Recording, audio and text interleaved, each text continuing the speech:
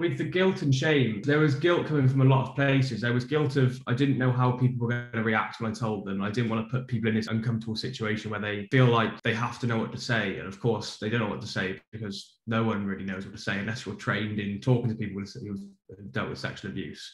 But then it was also the guilt of them having to deal with it. Not only do they have to know what to say, they don't have to deal with it. So my parents, for example, how are my parents going to deal with the fact that whilst they thought I was being protected when I was younger, I was actually being abused? It's not, I don't think anyone can prepare you for that, really. It's just a conversation you've got to have. And 9 times out of 10, I can imagine at the end of that conversation, you're going to feel a lot better for having that conversation. But it's a very hard conversation to have. And I think for me, for some reason, the largest guilt I felt was the guilt for the person who had abused me. And I knew that I spoke to the police and I got a phone call from the police and they said, we're actually going to go and arrest the guy tomorrow morning. And I went from thinking I had about 2 or 3 weeks to sort of process what I just told the police to it being brought down to a matter of sort of 12 hours. And I had to know that at 6 o'clock the next morning, his life was going to change forever. He'll never live the same life that he lived. I can look back now and see that that's quite unreasonable for me to think that, because he did it to me. It's his fault that he's in that situation. But at the time, I really, really struggled with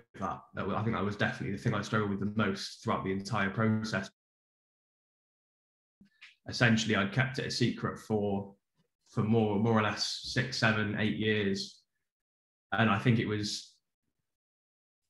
got to a point in my life where unless I spoke to somebody about the abuse, I was quite scared about what I might end up doing. So it was certainly a sort of last resort to talk to people about the abuse I suffered. But funnily enough, it then turned out to be probably the best thing I'd ever done.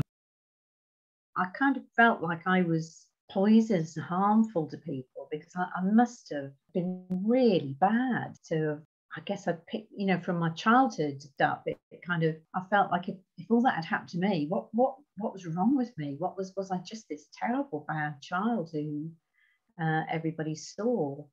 And that was quite a while to work through the kind of the feeling of shame about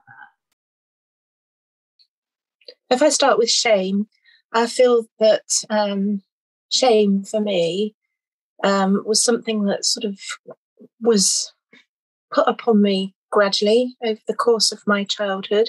I don't feel like I was born with shame, but I think that the way I was treated as a young child and as an older child, in fact, caused me to gradually feel like I was more and more worthless, like I was quite an inferior sort of person, and that my experiences were in some way, shameful, I suppose, that, I was kind of afraid to speak about what I'd been through. I thought things were my fault.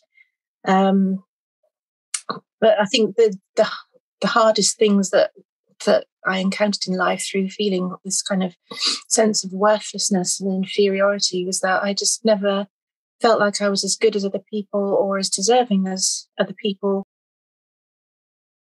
I think guilt's a slightly different thing to shame. I think guilt's more something that I feel that shame comes from inside of me, whereas I feel that guilt is something that's put on you by other people.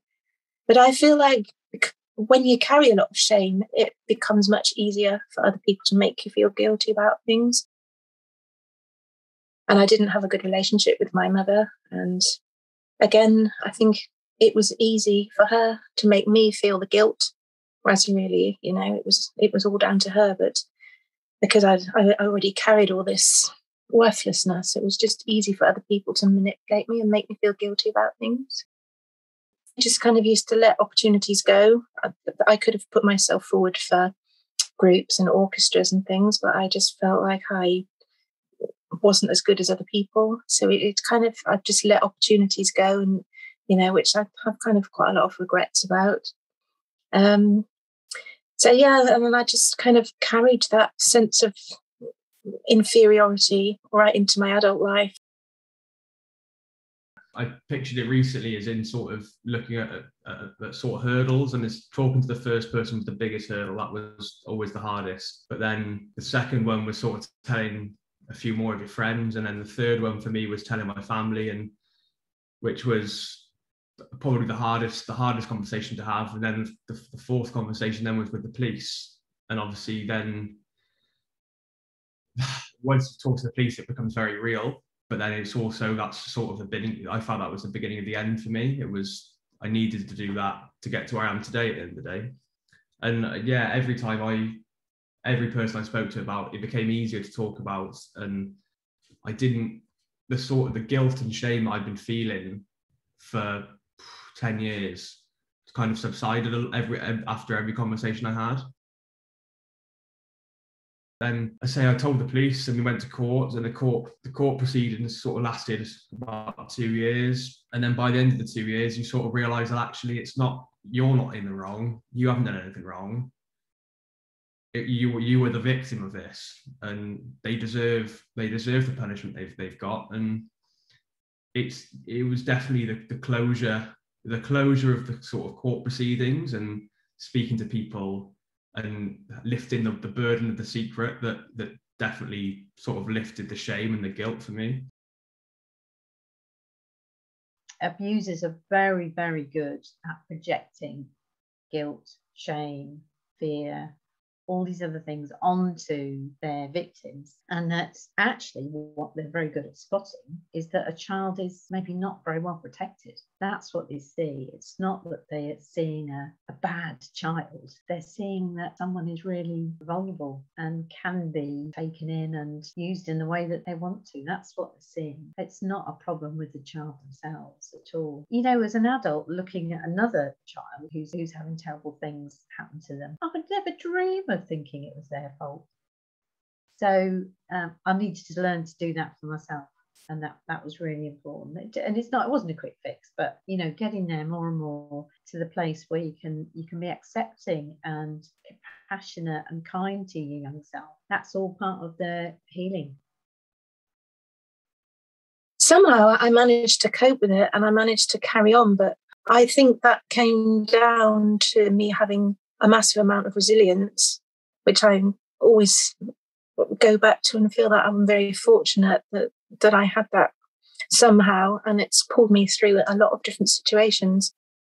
I've recently discovered on Facebook there's a forum for people just like me, that, you know, for adults that have become estranged from either one or both of their parents. And actually, it's a lot more common than I thought it was. There's an awful lot of people on there, but just looking for someone else to share their experiences with, I guess, because it is such a kind of unusual thing. And I think there's a sort of sense of shame and still perhaps some kind of taboo around it. It's not something that's talked about very often. I've never really felt anger towards my abuser. I think I might have dealt with that when I was a lot younger. So by the time I became an adult and started talking about this, that had all sort of gone. And I started telling people and they became angry. And I'm sort of like, well, I'm not angry, so you don't need to be angry. This is how it is. But yeah, I don't think anyone I spoke to reacted badly. They didn't judge me, which was quite surprising. I think I judged myself for so many years. I told myself that it was my fault, that I was in this situation. I should have spoken about it 10 years ago and it's too late to talk about it now. And I started talking about it and there was never any sort of element of judge. That was quite a big surprise for me. It certainly made me question why I felt like I felt guilty. It sort of made me realize I shouldn't feel guilty for this in the slightest. All the guilt I've had to deal with in my life about feeling like it's my fault, and I felt guilty for him going to prison. I've dealt with that and I can get through that. But I'm still learning to deal with today is the guilt of knowing that my mum has to deal with it. My mum she'll always be asking herself what else she could have done. And I know that there's nothing she could have done because it was so well hidden, it was so clever of the abuser that she would have never found out. But I know she'll feel guilty because she's a mum and that's what mums do.